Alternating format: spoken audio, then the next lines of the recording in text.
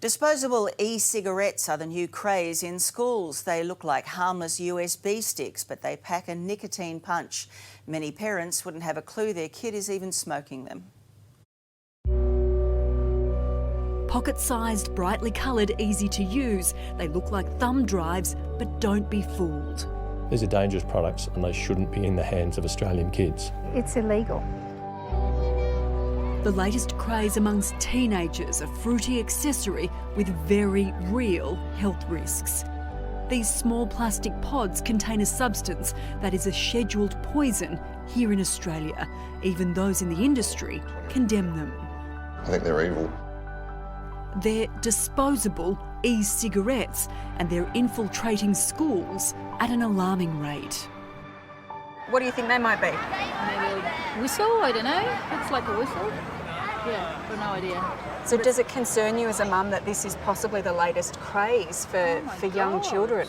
Is there tobacco there inside? Nicotine. Oh, wow. Yeah, it would concern for sure, because if someone offered this to my kid and say that's a whistle or something, they would get it. You know, given the colours and how they look and how small they are, that it's targeting young people? Oh, definitely. Yeah, you just look at them and it's like they're made for kids. It's disgusting. These disposable e-cigarettes are preloaded with 5% nicotine, and with a ready charged battery, they're good to go. They come in an array of flavours and colours, and most are manufactured in China. One pod has roughly the nicotine equivalent of 2.5 packets of cigarettes. And most kids are finishing them in a day or two. So very high levels of nicotine. We wanted to see just how easy it is to purchase one of these pods, which should be illegal to sell in Australia.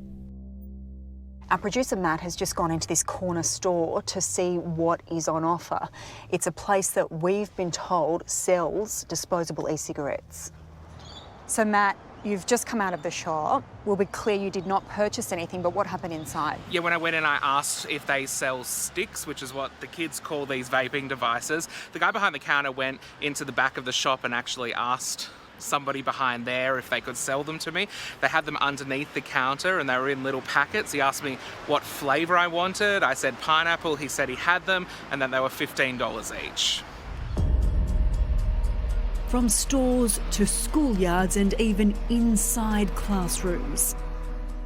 With many of the younger ones, the 12, 13-year-olds, it's not registering that these are nicotine-filled devices that are going to make them addicted to nicotine and even addicted to the process of inhaling and exhaling a substance.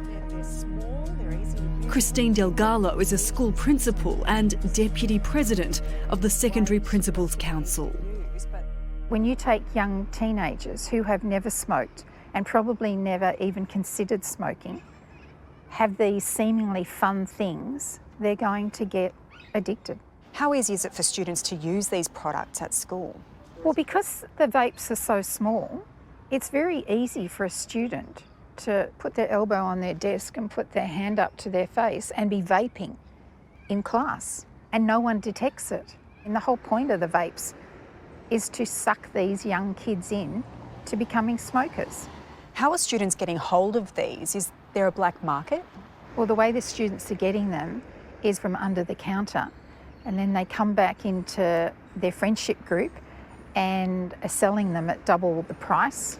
And so there's a bit of criminality and illegal trafficking going on.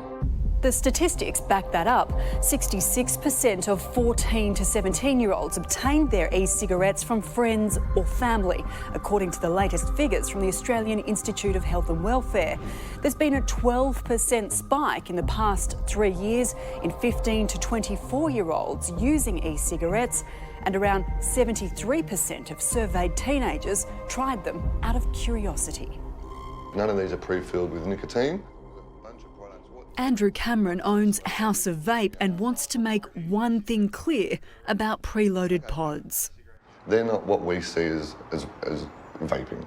He is an advocate for vaping but has real concerns for our kids. they're becoming nicotine dependent when they don't need to be. And this is why we need to push for a regulatory, legalised model for Australia around vaping. That will eradicate these type of problems and people selling them under the counter. The size makes preloaded e-cigarettes easy to disguise, but so does the vapor. Professor Terry Slevin is CEO of the Public Health Association Australia. If these products are aimed at kids and they have nicotine content, and particularly at that level, then there's no doubt this is a very deliberate strategy to addict children to nicotine. It's a money-making scam, it's dangerous, and we need to make every possible effort to stop it from happening. If the average 20 He's lobbied hard against tobacco for 35 years. We all remember ads with shock value, which helped drive down cigarette smoking rates. According to Terry Slevin, we're in a nastier war with a more potent enemy. We're seeing these being marketed in the way we saw tobacco being marketed 20, 30, 40 years ago. And we're seeing kids taking it up as a way of rebelling. Kids can see through the vape and mist and see the fact that this is just another industry trying to pick their pockets and get them addicted for lifetime. A potentially deadly rebellion that's sucking kids in. While they know it's a bit naughty, they don't really understand that it's dangerous and they don't understand that it's illegal. And so the government needs to play a part in protecting our youth. Don't ruin lives. In New South Wales, fines for selling nicotine e-cigarettes to people under 18 can be as high as $110,000.